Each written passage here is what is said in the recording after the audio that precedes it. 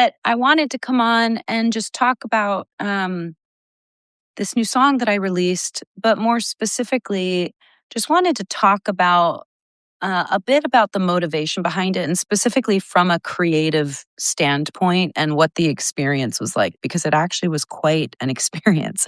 Um, Particularly just in this idea of when we make things, when we make art, when we write a script or we record a song or we make a movie or whatever it might be, there's such a process to it. And I think it's so easy sometimes to get really bogged down in just judging the process or judging what we're making or rushing what we're making. I've talked about this many, many times before, this idea that sometimes we just feel like we're competing with a million other people who are also making things. And am I doing it and putting out enough? Am I putting enough things out into the world for people to be sort of competing, right? And something I've been reminding myself often is that I have to make what is emotional or moving for me before it can be an offering to anyone else, if that makes sense. I have to make what makes sense in my brain, my heart, my life. Not everybody is going to be going through what I'm going through, but this is what's motivating creativity in me right now, and I think that it's so easy to be looking at what other people are doing and almost get influenced by it or feel rushed by it or whatever it might be. But at the end of the day, we have to go back to the work itself and follow our own path within that work. So, with this song in particular, I released a song this week and I wanted to talk about it because this song was such a long process to figure out. And what I mean by that is we recorded it different ways, like multiple versions of this song before what's now out in the world is what we were able to release, because we finally got to that point where it felt like, okay, now it's what we were intending to do. Now it's really embodying what the emotional context felt like. And that's why we were recording it. But we honestly had to go through many renditions that were not really embodying what we were going for to figure out that that's what we were actually going for. I feel like I'm talking in circles, but I hope that makes sense. It's like we had to make the versions that didn't make sense in order to make the version that made sense. And I'd had a very specific image. So the song that I released this week is a cover of My Hero by the Foo Fighters. Now, the Foo Fighters are a band that they were the first band that I ever saw like at a true rock concert when I was 15 years old. I remember I took my friend Monica, and we didn't even know what it meant to be at a rock show like that. And we were in the pit, and one of the bands before the Foo Fighters started, and the whole pit rushed forward, and we were like scared, like we didn't know what was going on. I remember when we were trying to get out of that pit because we were so short that we couldn't even see. We ended up going up to the balcony.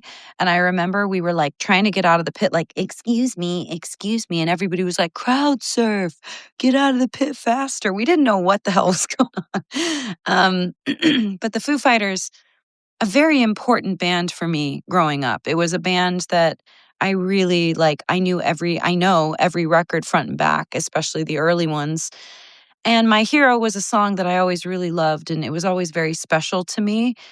But it really like took on a new meaning when I lost my dad. And I remember I was like, even before he was gone, but especially after he was gone, I was doing this thing where I had learned the chords and I had been playing it on a ukulele.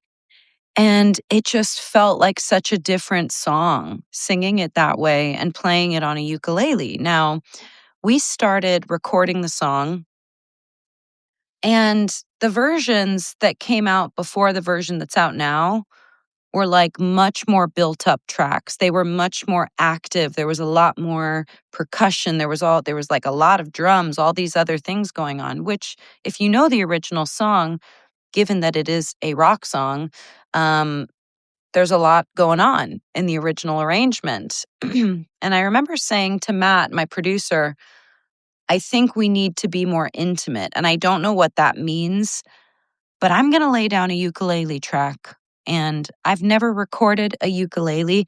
The ukulele I have is not fancy by any stretch. It's not a fancy one, it's not an expensive one. But I set up my mic. I did my damn best. And believe you me, it is not a perfect recording.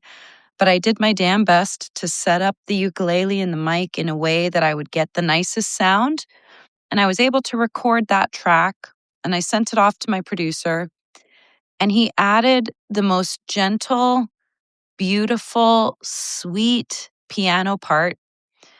And then he added some strings, and he added a little bit of an ambience to it. And that's it. That's the entire song. Then I went in and I recorded some backing vocals. And the idea was supposed to be that, and here's kind of the backstory of why I recorded the song. I was the only person in the room when my father passed. It was just he and I sitting there together. It was the height of the pandemic. We weren't actually allowed to be in there together with other family members. They were very strict during the pandemic. He didn't have COVID, but they were very strict about being in the hospital, and you were not allowed to be coming in with full family. We couldn't go in, my sister and I together. We did beg them. We begged them to let us both in there to hold his hand at the same time together. We did. And then they ushered my sister out, and I stayed with him for the next few hours. When they removed all the machines, he and I were in there alone. There was a nurse in the room, but she gave us space so it could just be he and I.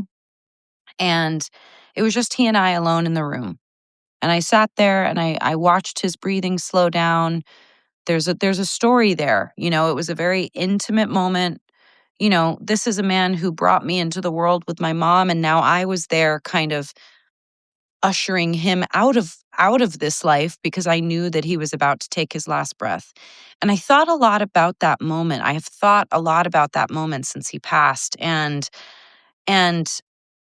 what that meant to me to have that final connection with him before he was gone, and what it meant to just share that moment together as father and daughter, the last moment he would be on earth, that we got to share that together.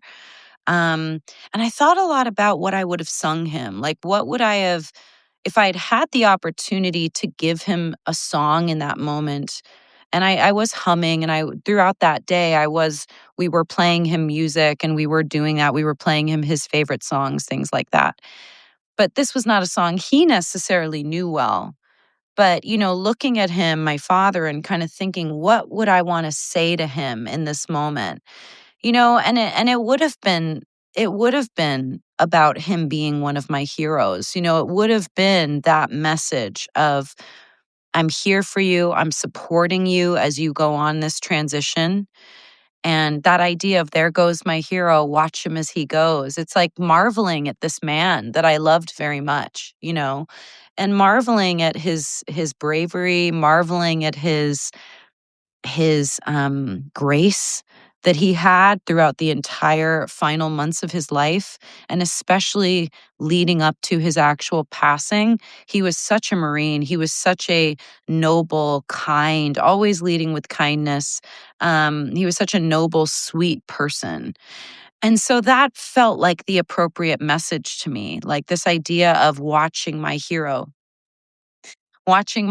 go on to his next phase, on to his next journey, and saying goodbye to him, but not wanting to use the words goodbye, because I don't think it's ever really a goodbye. Um, but that was really important to me. And that's what we made this song for.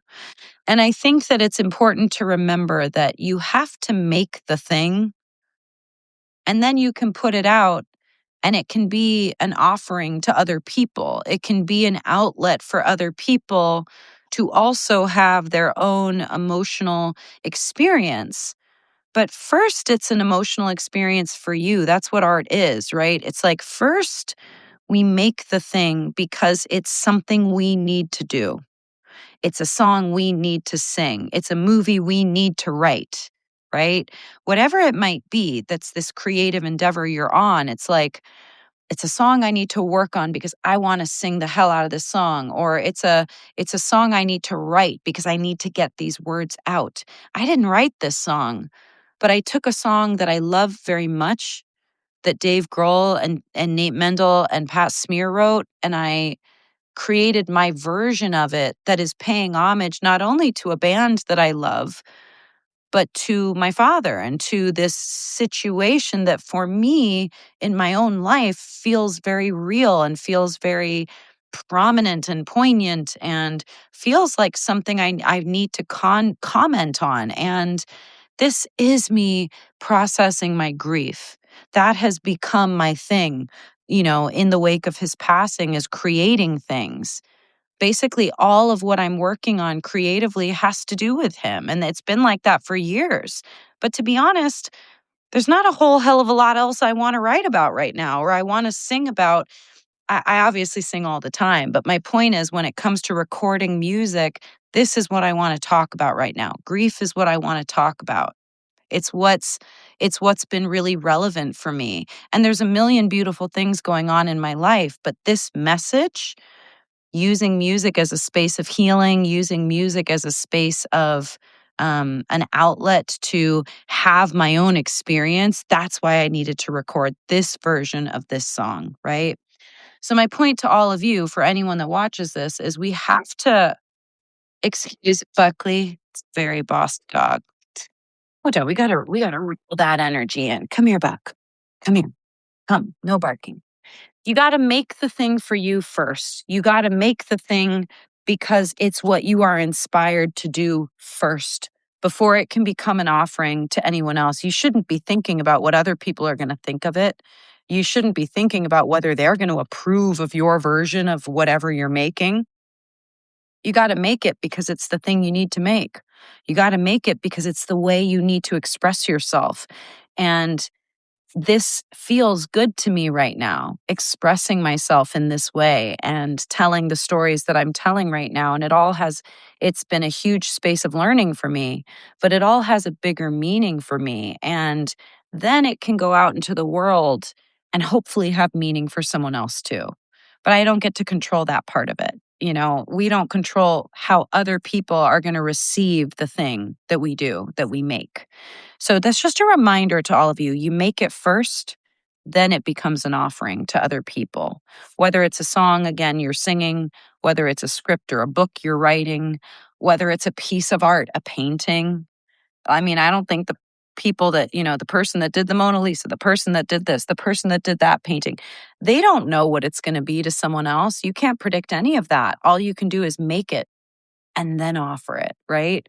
So anyway, that is my thought for the day that I wanted to share with all of you. And I am going to write an essay kind of talking deeper about this at some point. But for now, that's it. I hope everybody is having a lovely March so far. I am off to New York in the morning. Very excited. Going to go see some Broadway shows, go see some friends and some Broadway shows with my husband for the first time.